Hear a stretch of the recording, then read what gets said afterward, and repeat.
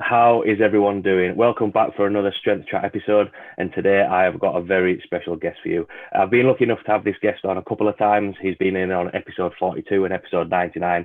Those two episodes have been some of the most popular episodes I've published.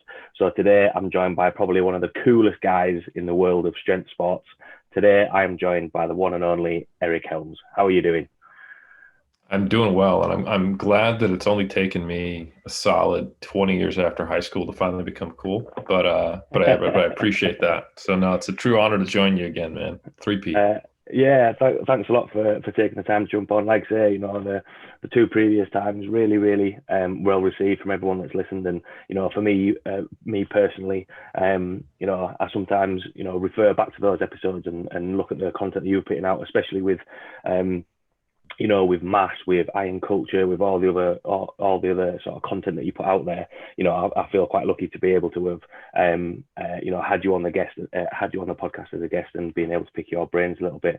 Obviously we were chatting a little bit before we started recording, but how have you been? What have you been up to? What's been going on in your world?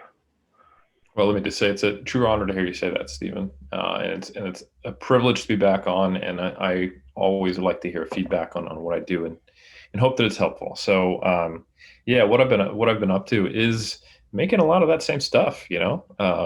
Omar and I are still doing the weekly thing on iron culture. We're still doing the monthly thing on mass.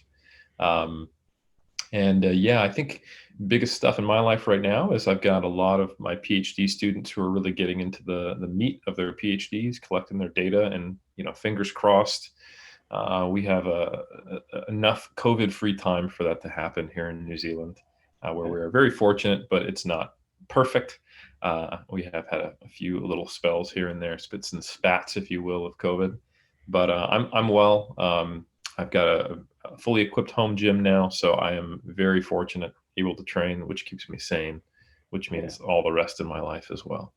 Oh, cool.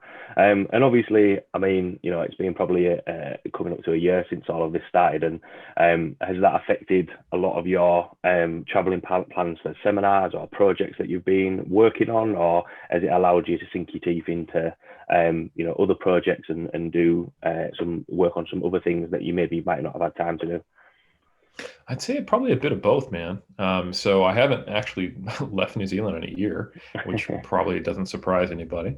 But yeah, it was very beginning of March before the outbreak really hit full tilt.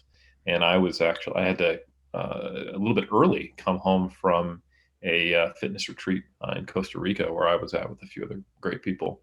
Um, that was the last time. So I would say there's been maybe double-digit number of conferences that were probably planned that were canceled.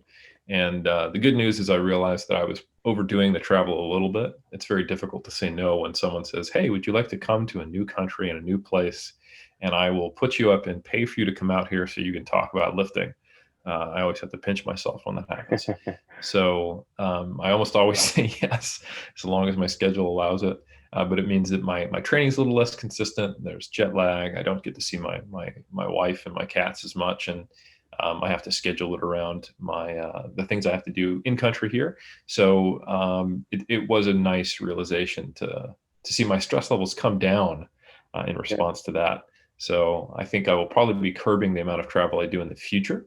But I will say that yeah, it's been a mixed bag as far as how it's affected me. Haven't seen my family outside of New Zealand in a year for Yeah. for that same thing. So anyway, it's been good. It's allowed me to focus a little more on my work at AUT, to have a really good consistent training. So selfishly, I'm not mad about that, but at the same time, I of course my heart goes out to everyone who is dealing with it much worse than we are here in New Zealand. Yeah. It's been a strange year for everyone, and that's why I kind of ask, how I like to ask how everyone's getting on and what people are Mm, doing, just because, I think in especially across the world in different areas, it can affect different things and have an impact, especially with traveling. One thing I wanted to ask, and I'm sure we'll dive into a couple of more topics. obviously, I was able to watch your webinar on the Kabuki Education Week. For anyone that hasn't seen the lineup, or who was able to speak on there, 100% try and look at the replays. Look at Eric's presentation that put on there. Really, really good. What was that like? How was that as a concept? Having the lineup that they put together, and having people speak, and the amount of people that was there. What was that like? Was that something a little bit different? How did you find that? Because when I saw it, I thought that that was it. It was awesome. It was a really good event. When there's usually conferences are, sometimes there's only a limited number of places, people can't get or travel or anything like that. So to have it all on one space, I think last week or the start of February, I was living on American time, which was quite strange being over in the UK. But how was that for you? Yeah, big shout out to Kabuki for putting that on, and from all things I've heard, doing a very good job and really getting just a tremendous number of speakers. So I think if there's, it probably attracted a diverse set of people with interests across the realm of strength, and it was very cool to be a part of it. Webinars are a funny thing from the presenter's end. Like, as if when you go to it, like your screen's not even on, like you could be there in your underwear with a bag of chips, and I can be there in my underwear. They wouldn't know that I wasn't there in my underwear. And for the record, I was not in my underwear. If anyone is starting to feel uncomfortable who has watched my talk, but it is strange to do it in my office, so the experience of speaking at the typical quote unquote fitness or seminar or conference, what have you, is you develop a rapport with the people who are promoting it.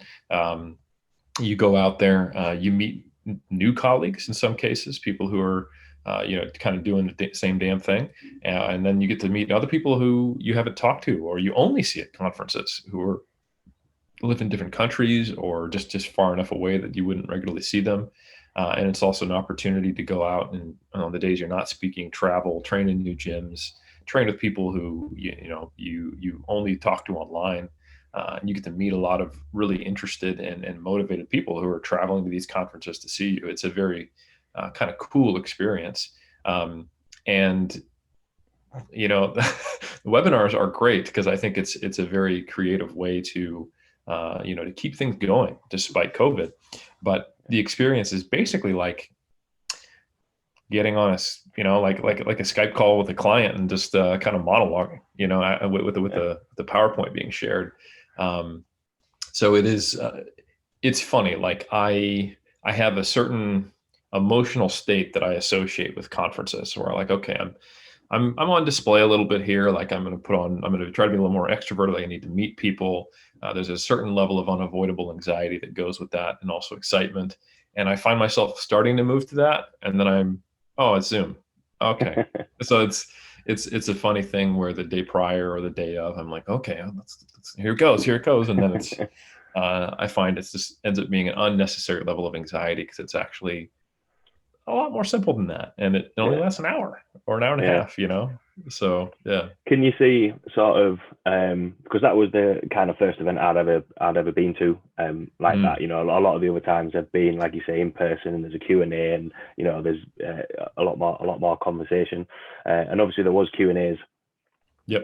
After the presentation, but yeah, this is a massive tangent compared to when I sent you the original questions over. But can you see sort of those online conference type events still continuing, sort of post COVID and carrying on? Because yes, we're not seeing new places and traveling and everything, but and I know you mentioned that I'm just doing it in my office, but can you probably see a lot more events like that happening? The funny thing is, I had done maybe like 3 webinars before COVID hit, and they happened, but I actually expected the whole go physically to a conference or seminar thing to dry up, like 2015, 2016, because YouTube channels were getting better and better and better. Podcasts were in video and getting better and better and better. Video content was becoming, the norm. Like these days, you can go on Jeff Nippert's channel And you can see things that would have, if you really could just transport yourself back 5 years, they would blow your mind that you can get that for free on a YouTube channel at a high level. And that millions are subscribed to that, So I think it made me, once I realized that was happening, but these seminars were still happening, it made me think, okay, so the purpose of going to these seminars is not the same as just, I want to get information from these people that I can't normally access. I think there's some value to getting your question answered, to meeting a community who share some of the same values and interests, and to actually meeting some of the people who you've followed. I think that is what it is. I think communities evolve and create around these things. So I think there is some drive in people that it's not just about getting the information. I think it is for many people, don't get me wrong. And I think now that people have done these webinars, I imagine they will probably be happening more often. One thing I noticed, and this is just a minor thing, like all the local restaurants here, they're kind of like 50-50 with who has a website. We can get a Facebook page, put our hours up on there. It's all good, right? And now with the couple of lockdowns we had here in New Zealand, if they wanted to pay their rent that month, they needed to figure out how to go online and get takeaway orders and make it so people could do their thing. So the funny thing is, like, nothing technologically has drastically changed during COVID, as far as I know, being a non-expert. It's not like online ordering and Zoom didn't exist pre-COVID. But I think now that you have a lot of business owners and people who are specifically in fitness and in the content creation game or content hosting game, being kind of forced, the only option they have is to get their feet wet with webinars. I think they're going to realize, it's human nature. Like, once you do something, it just seems much less challenging and intimidating. So why not? You're saving tens of thousands of dollars, literally, as a promoter, doing it on Zoom, compared to, flying out 10 people, renting a venue, figuring out, food, transportation, hotels. It is, if you want to put on a conference with 10 people, it's you better have some cash up front, because it is not it's an expensive ordeal. But you could host an online webinar and give people an affiliate code and a cut of the profit. And I don't know if that costs anything more than three digits, Yeah. Just a membership of Zoom, just a subscription to Zoom to be able to do it. That's right. It was. It's just, because obviously, as you look at coaches and people who travel around, or courses and everything like that, and I always wonder, is it going to go too far where everything's online and you miss that human element a little bit more? So it was just something, as we were chatting about there, something that just came into mind. But yeah, as I said, obviously, what was your presentation at the Kabuki Education Week, and from there it sort of got a couple of questions going round my mind.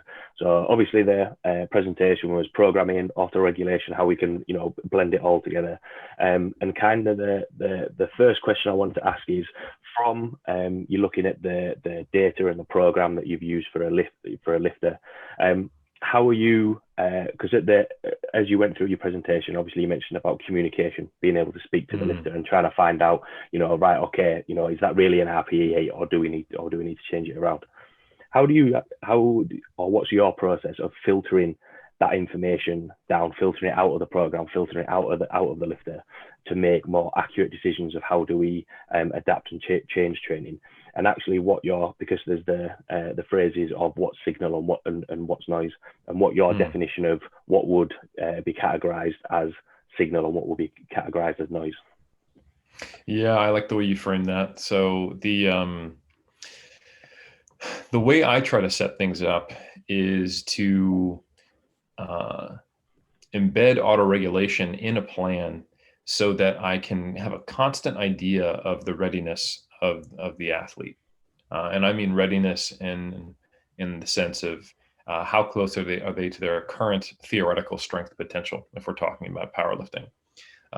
So I think one of the biggest things that's come as a tool for me that I started to incorporate more and more is using a reasonably heavy single. Of course, you don't need to use the meme of a single at an 8. You can do it, double it a 7, and you can derive a 5 RM, which would be a reasonable prediction of their estimated 1 RM. There's nothing wrong with any of those, but no matter what type of test, quote unquote, you use, I think there is value, and a big change that I've made is considering, all right, well, how do I have an idea of what their current readiness is?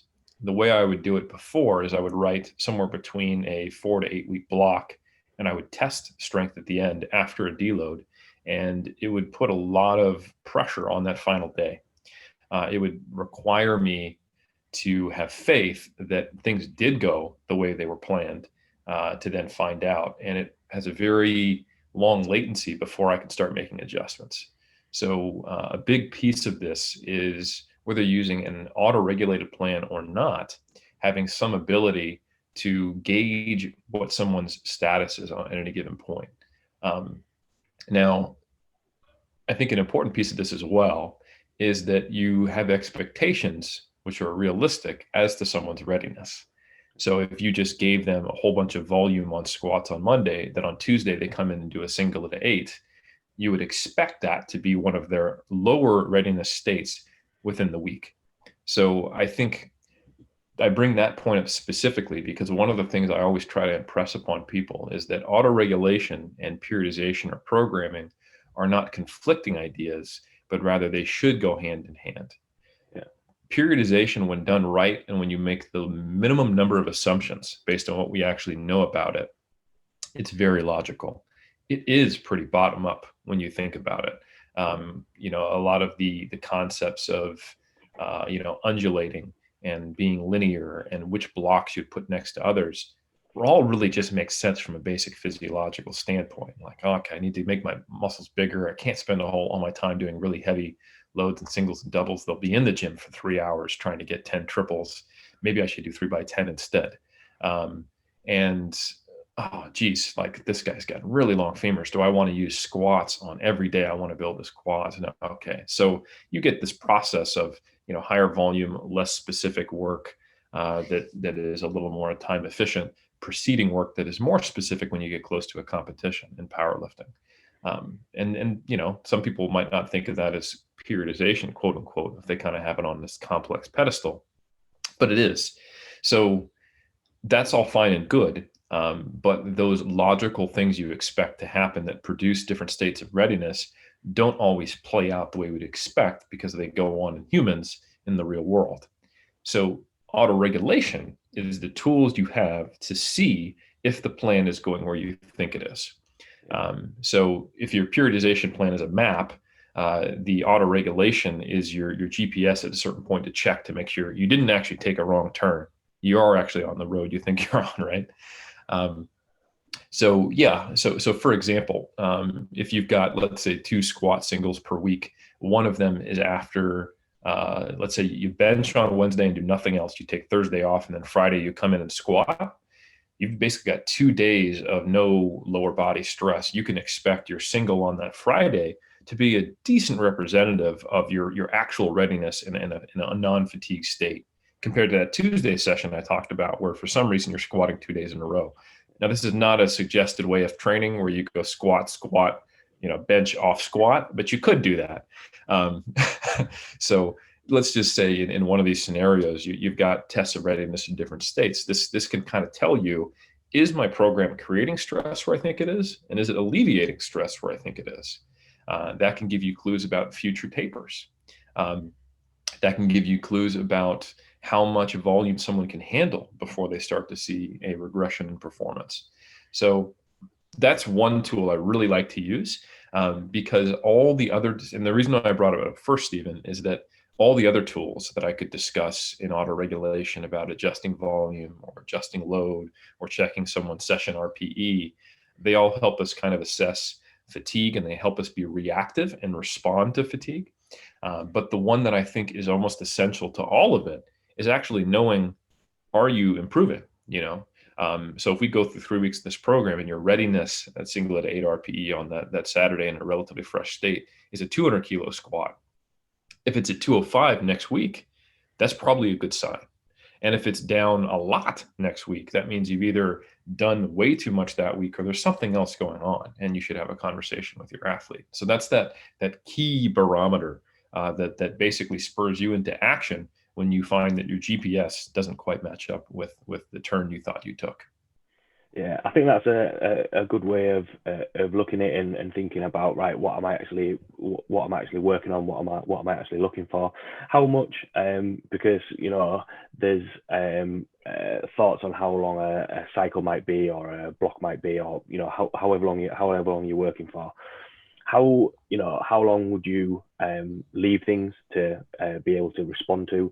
And obviously, any time that we have a block, I know I do it with my clients, have a review, right? Okay, we had a little bit too much here, so we're going to change this around and then move on from there. How much are you willing to change, or is it just a few reps or sets or RPEs, or because I know sometimes when people are asking, sometimes people have a tendency to, oh, well, I'll just try something completely different. I'll just give something a little bit of it, give this a go, and it's like comparing chalk and cheese. There's too much difference behind there. So what are your thoughts on, once you've run a block, realized what's happening, and then trying to change it around, so you're always looking to improve? Yeah, that's a great question. So I think it comes down to what data points do you get. So in addition to, let's say collectively, I'm looking at, session RPE, which for the listener is getting an idea of how hard an individual session is 15 minutes after they're done with it. So after they've cleaned up the plates, taken 10 minutes to get their knee sleeves off, killed the whole gym with the smell of the knee sleeves. Once that's all done, they write down a 1 to 10 rating of how hard the session was. And this can then be compared to what my expectations for how hard the session was. So that's one data point. Another data point, like I talked about already, is their readiness patterns kind of going where I thought, and are they trending upward or trending downward? And then even that compared to what my expectations are. Because if you plan a block where you're really pushing a lot of volume through them and you're far away from competition, there's a lot of non-specific work. They're only getting to practice the lifts once per week and the rest of it's non-specific. Maybe your plan was, what, I just don't want to see the squat and bench and deadlift regress. I'm okay with them just kind of roughly floating around the same place, but I would like to see their belt squat go up. I would like to see their RDL go up, or I would like to see X, Y, or Z accessory movement progress.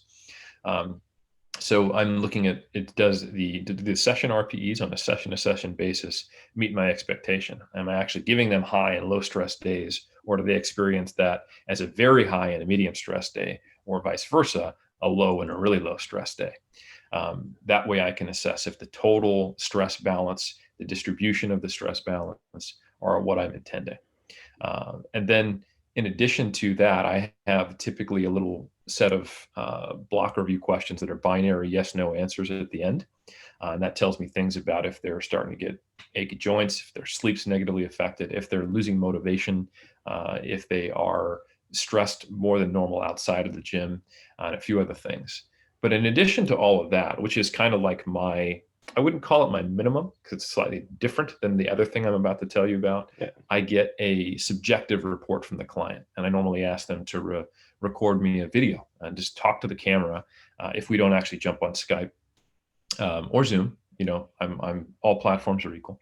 If I get a video report of how the last block went, what did they like, what didn't they like, etc.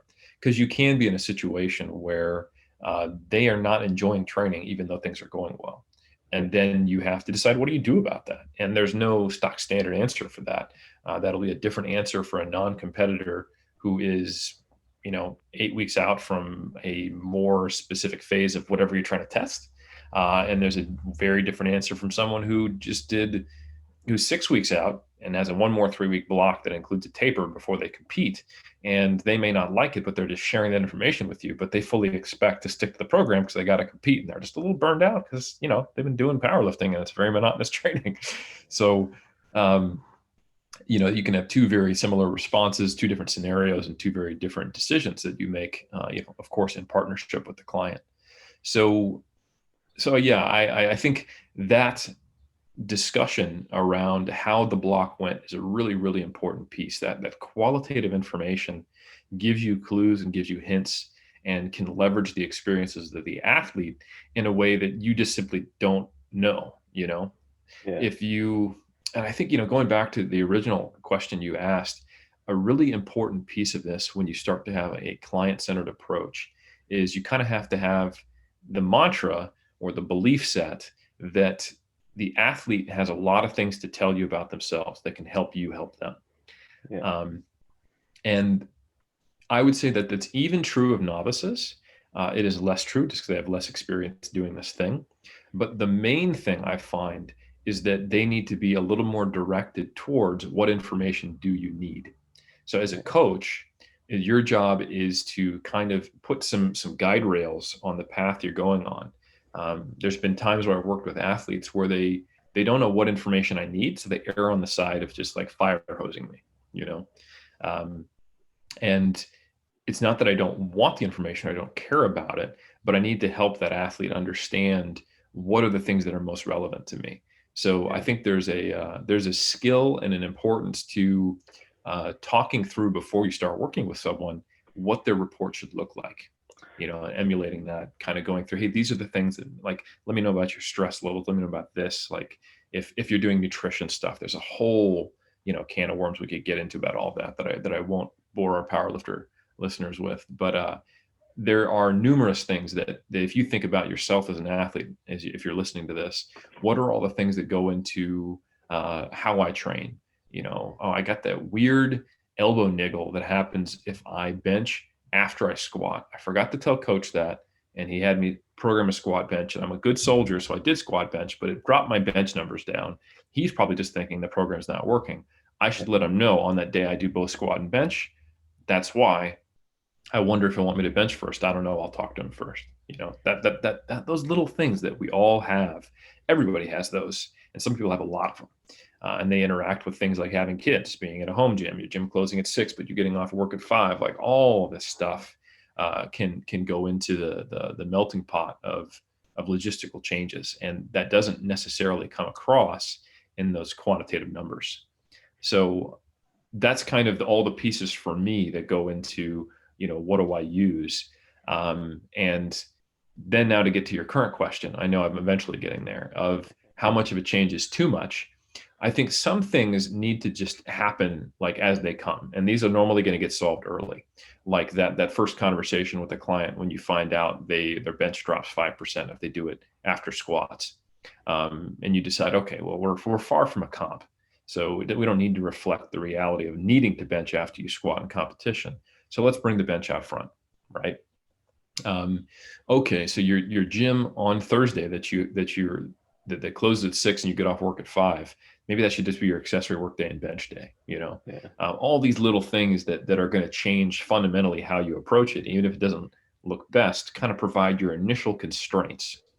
So I think initially you're probably going to be making some large structural changes just because you can't future predict all of the things that might be a logistical challenge. So I think maybe the first couple blocks with someone, you can expect them to change pretty drastically. yeah, Um, and I think communication is really important here. When I first work with an athlete, I always stress to them, like, hey, here's my best guess based on that first Skype we had, or the first point in which we decided, okay, I'm going to write a program for you.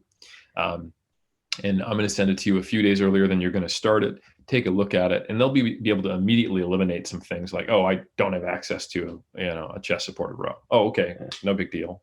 Or like I said before, my gym closed at 6. I'm not going to be able to get all through that volume without throwing up. So you make those changes, and then again, no plan survives contact with the enemy. They're trying something new exercises, new stuff. They go through it, and that's to a lesser degree is going to happen again in that second block. At that point, though, now we've hopefully established a plan that is feasible and logistically possible.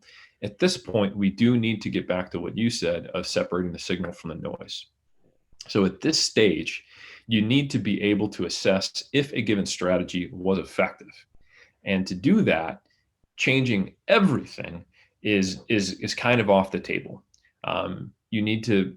There's a couple pieces here. First, you have to make some type of educated guess on what is a reasonable time frame to measure progress. And that's going to be very different depending on the scenario. How experienced is the person? How big is the lift in the first place? Like if you're dealing with a novice female bench presser and her current bench is 40 kilos, a 2.5 kilo increase is a pretty big deal compared to someone who is benching 180, who is a super heavyweight male. 2.5 kilo increase. I mean, that just happens on a day-to-day basis, fluctuation in your max, because it is less. It's barely it's slightly more than 1% of the lift as a whole. Yeah. So, okay, what's a reasonable change? Okay, what's a reasonable change over what time? And then how do I gauge that? So once you know that, that's kind of when you know you need this amount of period of time to really gauge if it's effective. And a lot of the times you're looking at, a couple mesocycles, right? Yeah. So if we do have a periodized plan, that means we might have less specific training going into more specific training and kind of cycle through that process. And then considering that in relation to the competitions. So often you're making assumptions about what will you expect readiness to be, how will strength progress or not. Sometimes I do have those blocks where I just don't want to lose any strength and I want to see accessories go up. I want to see other metrics go up, like maybe they're in a calorie surplus. I'd like to see their weight trending upward. And then we get into the next block. And now I actually do want to see some payoff in maybe one block on strength. And we start to have a little more linear of a focus. Volume tapers off, specificity goes up. We drop out some accessories. And at that point is when I have a pretty high level of confidence that the plan did or didn't work. So for me, a lot of the times with a trained powerlifter, it is a couple of mesocycles to see whether or not the plan, quote unquote, worked. That said, you can see when things are disrupting your course that are not related to the plan a lot earlier with autoregulation. And I think, Stephen, those are two important different things. So autoregulation is great because if your stress levels at work go up, family issues come up, logistics, a lockdown, or whatever, they will give you information on that almost immediately. Like, oh, whoa, your strength just plummeted out of nowhere. What happened? Oh, I took 1 minute rest because, my son's at home now and he's in kindergarten and so like that type of thing isn't reflected in a super kind of rigid, non-auto-regulated plan. And you don't find out about it unless the client decides to tell you.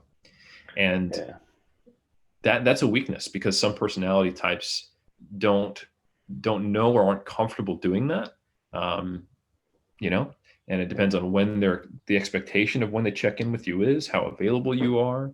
But when you have an auto-regulated plan where they're expected, if there's a notes column on your spreadsheet, there's an RPE, and they're intended to message you on some platform at some certain time point, just that change of expectations makes some of that normal kind of course they'd say that type of communication a lot more reality of it being, of course. And I think experienced coaches have sometimes realized that they're setting up unintentional barriers to communication by the way they program and don't get it. So anyway, autoregulation is great for solving those problems. When you start to see bumps in the road that are unrelated to the plan, but just kind of life, you catch them very early and then you can pivot. But it doesn't take away the fact that you still need to see a certain time frame before you can expect an athlete to have visual adaptations that are measurable. So you are sometimes looking at needing to kind of quote unquote stay the course for a couple blocks.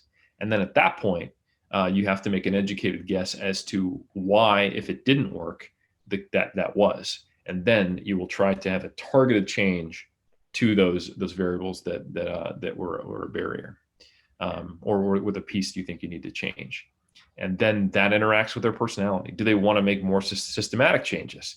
And then the art is, how do I make enough changes to the program so they feel like there's a change, so that they're not stagnant, without actually fundamentally changing aspects that I'm not sure were a problem for them to actually progress, but do change the things that I think needed to be changed so they keep progressing, or we can try a new strategy.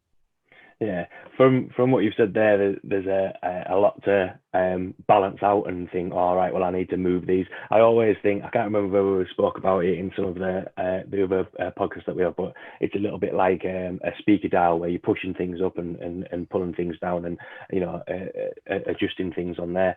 And when we're talking about the plan and giving it time, I think sometimes that's coming down. I know I've learned this a lot more as I've developed as a coach is to have a little bit of patience and be like, right, okay, we don't need to change things straight away. Let's give it a little bit of time. And as well, when you mentioned that, right, in this block, this is where we're going to actually push strength. This is where we're going to actually see what's going on, as opposed to the other blocks where we're making small little changes. And then we want to see where strength is within a certain block. When we're talking about changing and balancing these things, and when you mentioned, we want to stay the course from a coach's point of view, and this is the plan that we're going through. The lifter's given us the information, as much information as they can about what's going on. Do you think sometimes where maybe coaches go wrong is that they have the plan in mind, right? We need to get to the end of this and then we'll adjust, rather than having the thought process of, right, let's condense it down a little bit, rather than thinking over a 10-week block, 12-week block or whatever, and review it at the end. Right, let's start reviewing a little bit by week. And what's your experience of why do you think sometimes coaches leave it too late to then try and jump in and change things? Great question. I remember being the coach who was like, listen, I need you to finish this 8-week program, and then I know if the program worked. And I think it came down to, I wasn't yet at the point where I was comfortable enough with the nuts and bolts of what I was doing and why I was doing it. And I was still looking at programs as things rather than an amalgamation of variables. So if I've written this 8-week block that is mostly copied from something else I saw online, and it is a quote unquote high volume block or a quote unquote peaking block, um, I am not comfortable enough with it to go like, oh, the volume here on this day is higher for this reason. The RPE is here for this reason. And this, I don't necessarily know why all the pieces work. At that point, I would say I was I'm a mechanic, not an engineer, you know?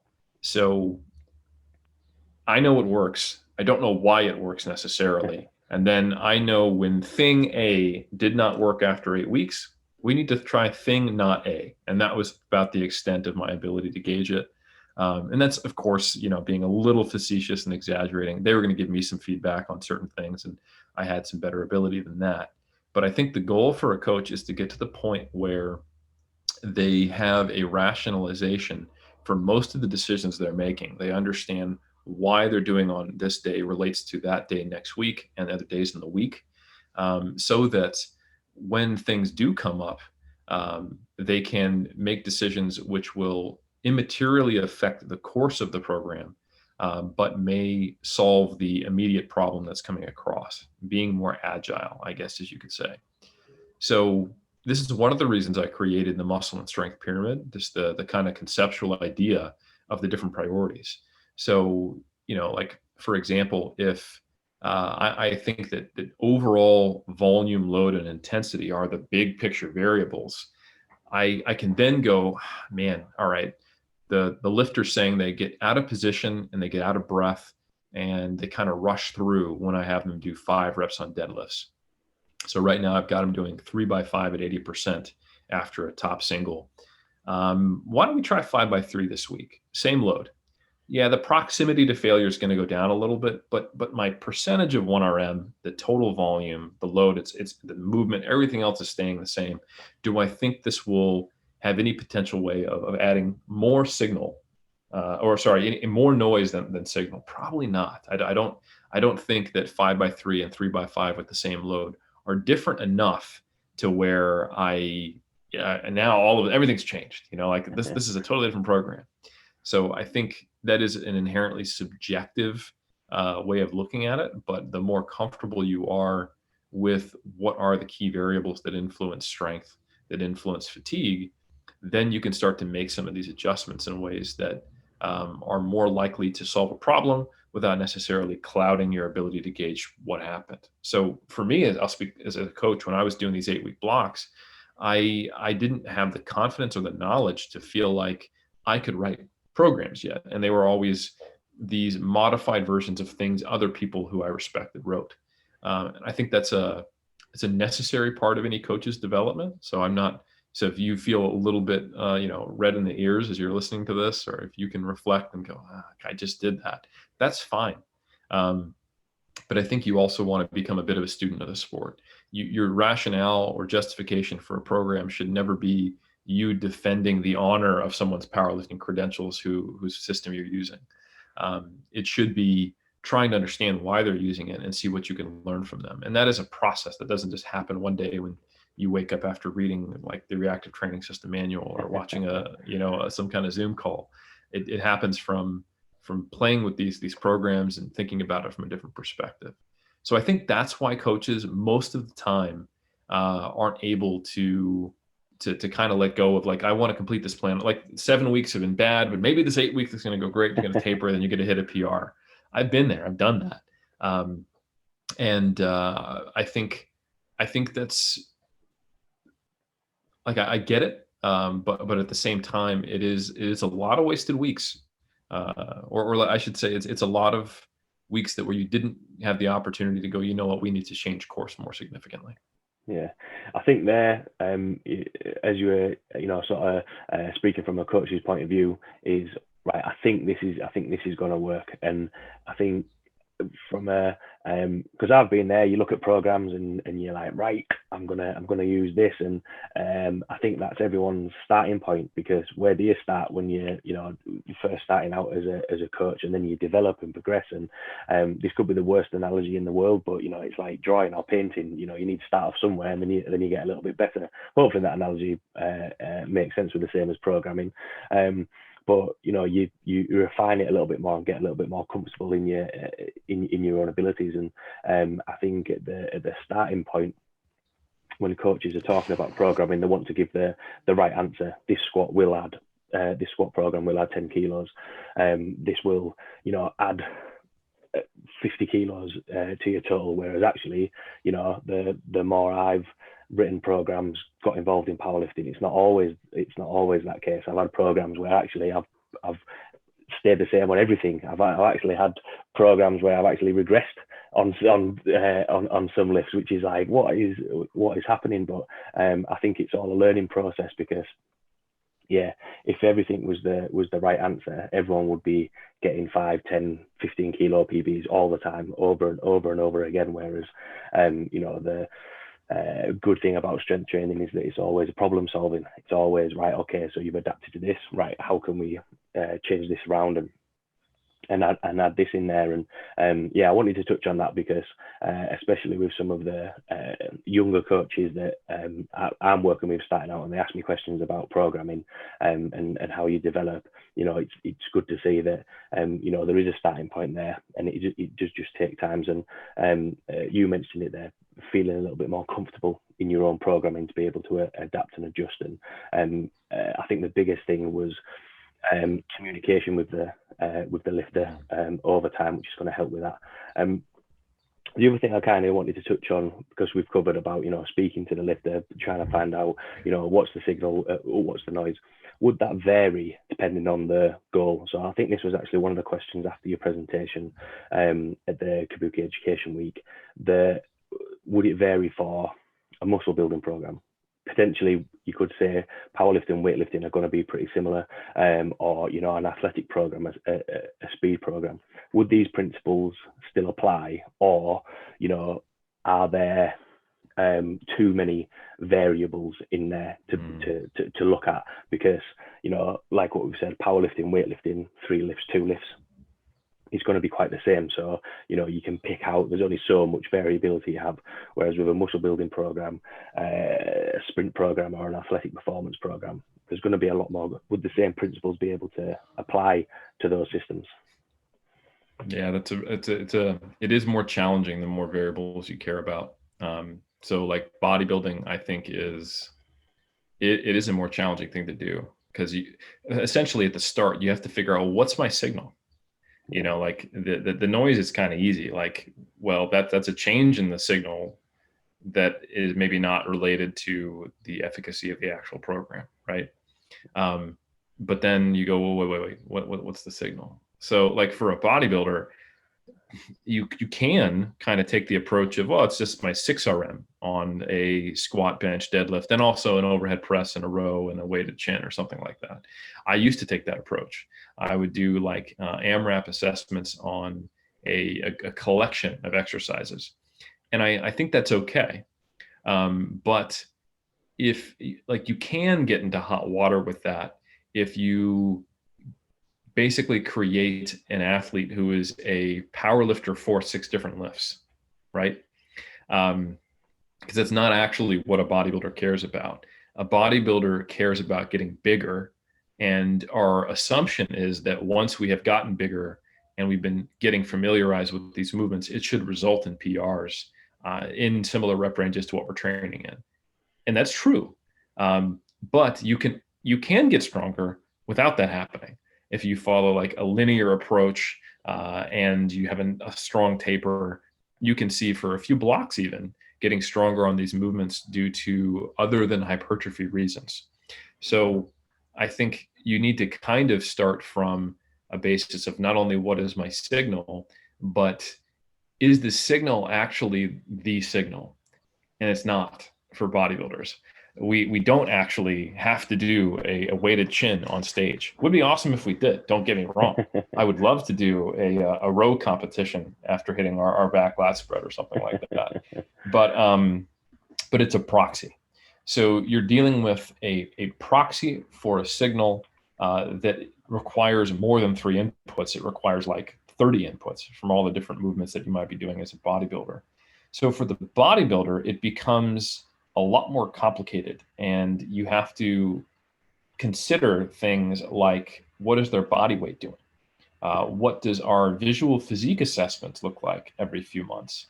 And okay, if we're doing things right nutritionally and things are going right visually and things are going right on the scale, but performance is meh, what do I prioritize? And the answers to those questions are not necessarily obvious, and you will hear a lot of different ones from a lot of different people. And much like the 40 kilo bench press versus the 180 kilo bench press example I gave before, and a novice versus an experienced person, that also goes for bodybuilders.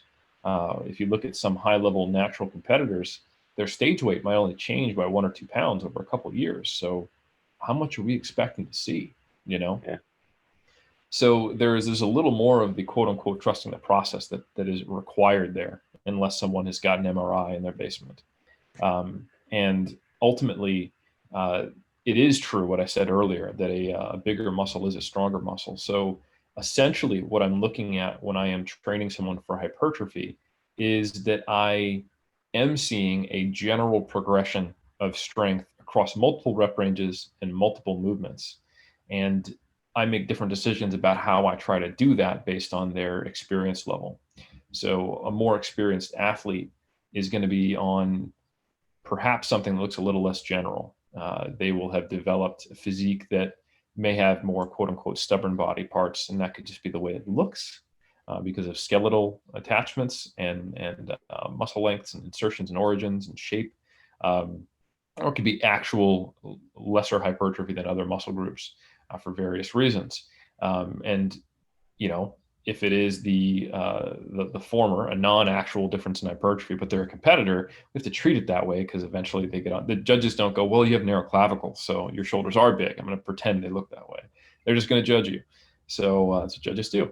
So we have a shoulder hypertrophy, emphasis for a couple blocks, and I don't necessarily care if their leg press isn't going up or if their RDL isn't going up because I'm putting most of my focus and emphasis on the delts, and knowing that they're probably going to see some fluctuations in performance because there's a high signal and a high noise, because it's not just a single metric 1 RM we're trying to get. We're trying to push a lot of volume through the system, which drives a lot of fatigue.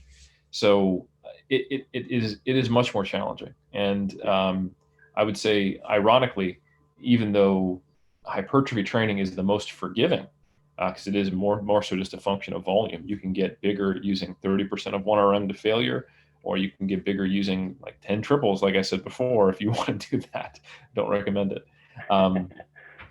So it is more forgiving in terms of there's a broader net you can cast to get hypertrophy.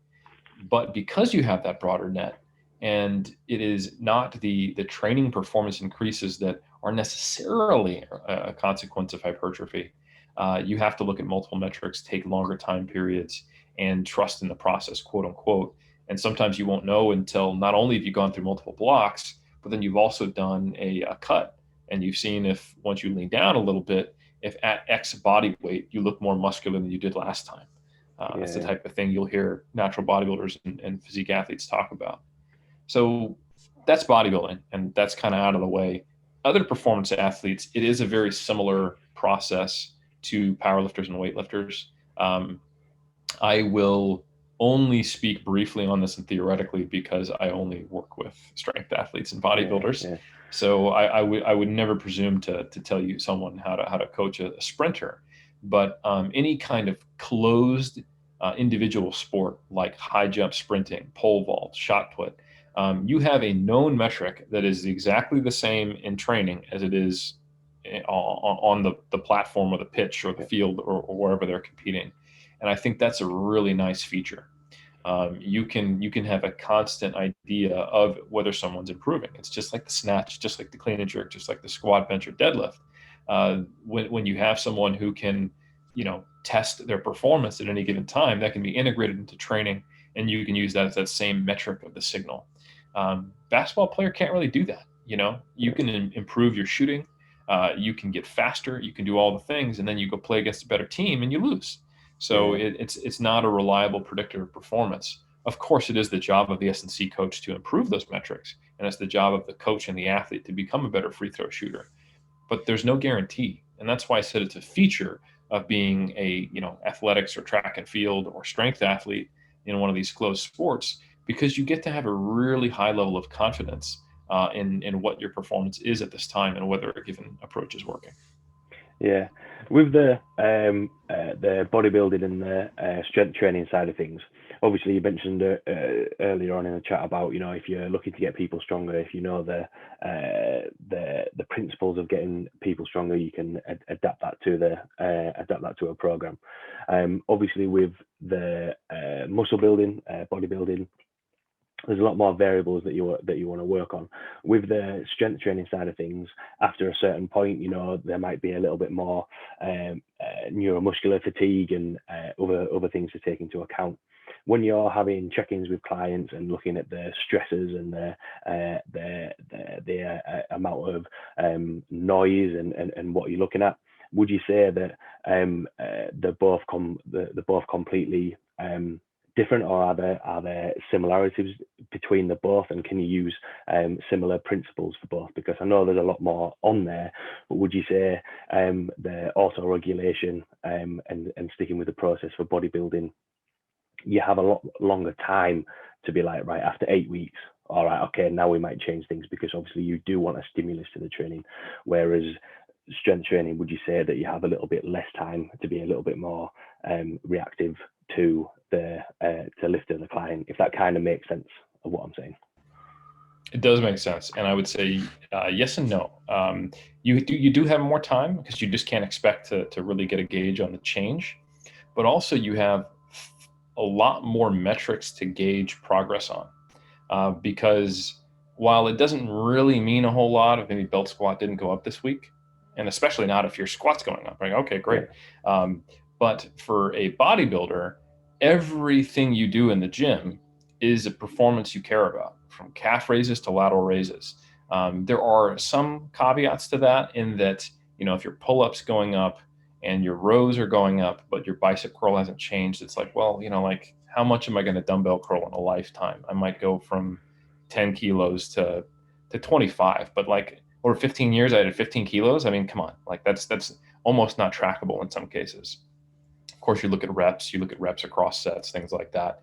But ultimately, even with some of those caveats, you've got a lot more opportunities to see if the overall performance is trending upwards. And then you can kind of compare that, I don't know, milieu of performance upward going or not to your expectations of the block. So if you're Yeah. going through like a high volume block where you're specializing in a certain muscle group, maybe you're thinking, well, everything else is going to be the same. And maybe I'll see performance tick up into week 2, but then it might even dip down. And I'm okay if I see that in week 3 and 4 or something like that. So I think it's interesting. What I like about autoregulation is that I get to check my assumptions about periodization. And it does surprise me how often the patterns of fatigue and recovery and high performance just don't go where I think they would.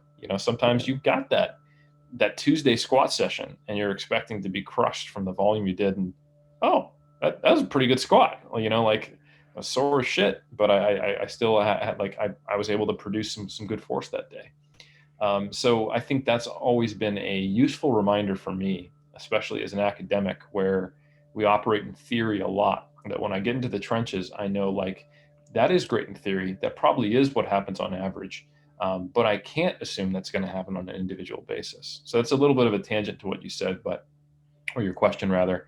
But I would say, yeah, for muscle building, you do kind of have to leave it because you're looking at smaller changes and just kind of let it go and then change it over time.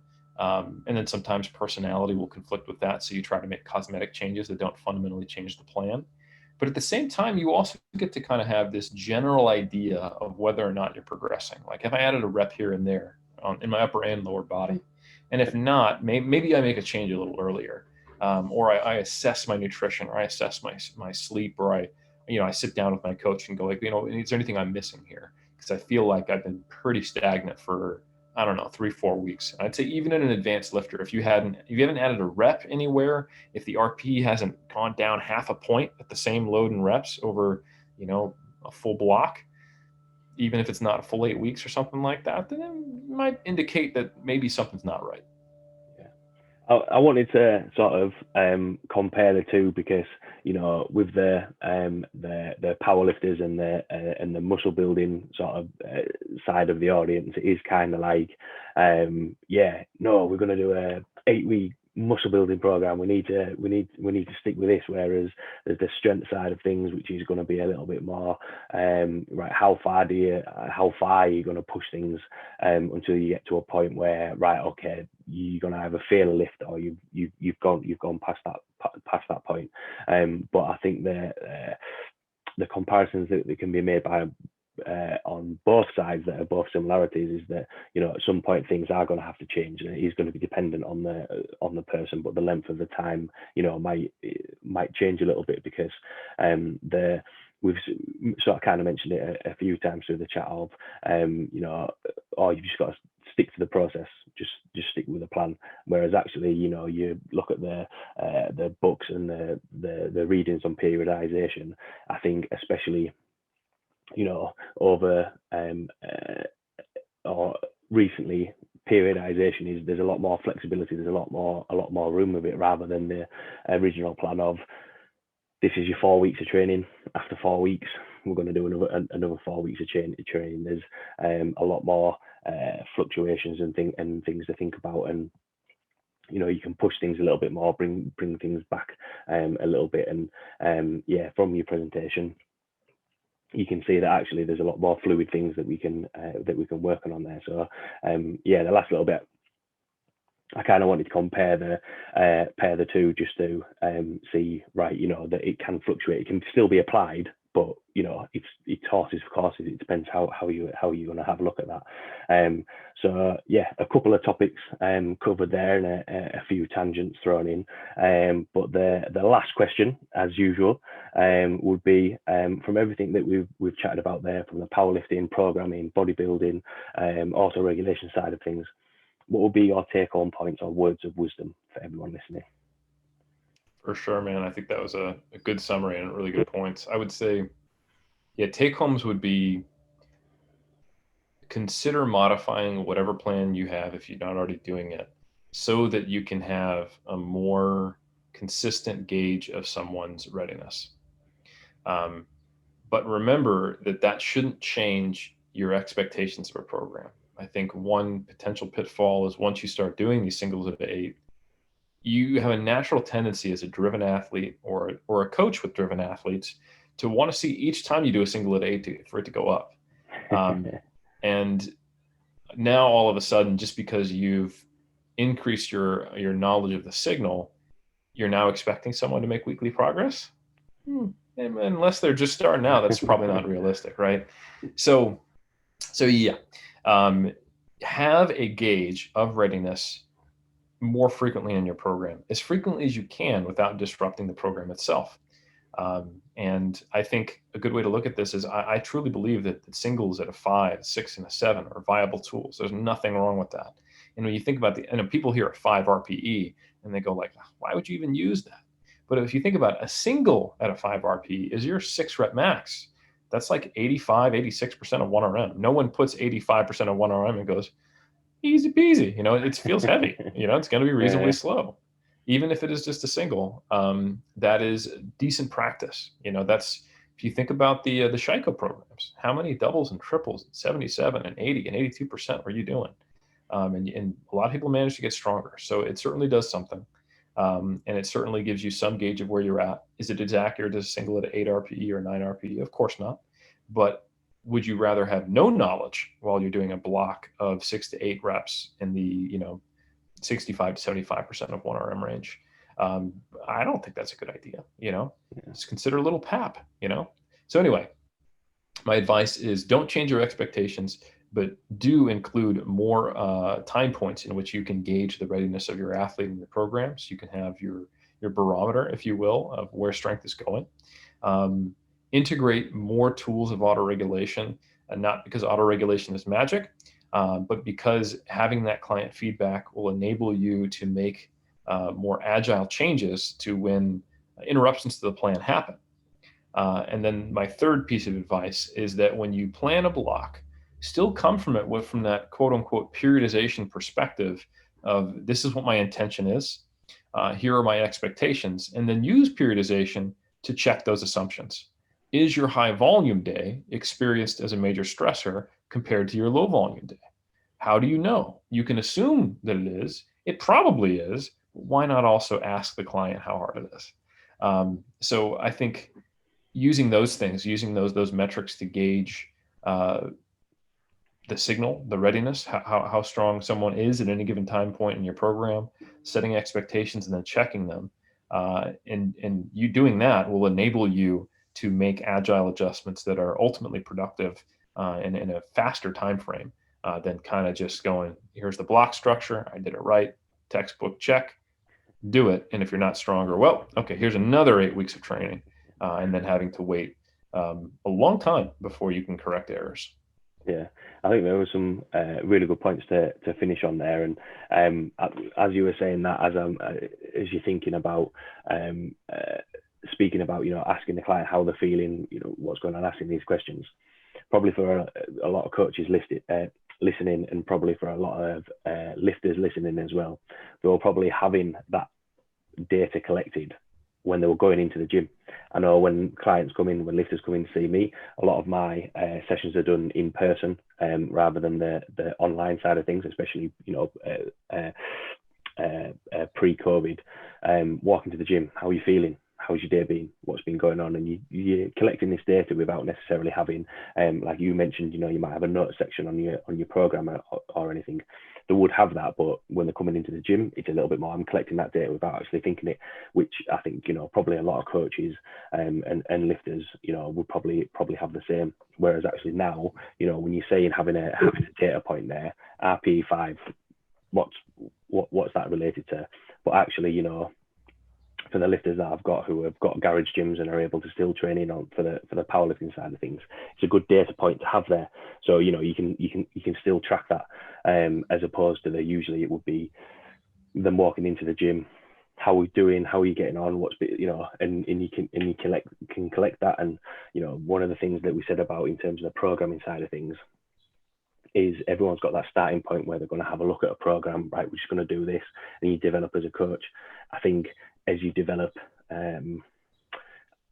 I'm going to use the word systems, but I think that's the right word that I'm using. As you develop your own systems as a coach and look at the data that you're tracking, you get a little bit more right. Well, rather than just asking those questions in person, I want to actually have a marker to see that what they're speaking to me about is actually reflecting that in the data. Which I think, from everything that we've spoken about today, from senior presentation and everything on this topic, it's good to have that balance of communication and data to see that it matches up. And if there's any fluctuations, then it can be like, okay, right, then you can make more accurate decisions to change things. Because I think one thing, again, as you were sort of rounding up there, was I think rather than saying this is 100% the right program to increase your squat, rather than saying this is completely right, I've tried not to get it wrong. I've tried not to, which I think is that saying is it resonates a lot with me, because no one's always got the right answer, because like what we've discussed throughout this entire chat, there's a lot of different variables that come into play, and you might get a curveball thrown in that just like, I've just lost my job, I don't know, whatever has happened, and then everything that you've put into the program can change quite a lot. So I thought that was a good way to round up, and a good discussion on everything that we've chatted about there. So thanks again for taking the time to jump on, Eric. For everyone listening who might have any questions on this topic, might want to see the content that you're putting out there, the Iron Culture podcast, Mass, and all the other great things that you're doing, where can people find you, reach out to you, and see the content that you're putting out there? Oh yeah, thank you, man. It's a lovely conversation. I always enjoy thinking about this topic and how we can get better at serving our athletes. So thank you for having me on, and I appreciate the opportunity to share what I'm doing and where I'm at. So if you're interested in this topic, I've done a lot of videos on this for Mass, monthly applications in strength sport, with my colleagues, Greg Knuckles, Mike Zerdos, Eric Trexler. So those presentations are there. I've also written about it, some article reviews. And if you decide to sign up as a subscriber, you get stuff all the way back to 2017. So it's more than you could ever probably cover in any given single setting. So you'd have access to all of it. But there's Mass. The best place to find me, though, would be 3dmusclejourney.com. From there, you can find, and it is a little more bodybuilding focused, but certainly you can find links to all the stuff we do, the podcast, my articles, and Iron Culture, like you mentioned. Thank you. We talk about this stuff a lot and similar topics. And then for my more general daily stuff, you can find me on Instagram at Helms3DMJ. Awesome. Thanks again for taking the time to jump on, Eric. I've enjoyed the last two podcasts that we've had on, that you've been on. Really enjoyed catching up with you again. So thanks for jumping on. Thanks a lot to everyone listening, and I will see you all next week.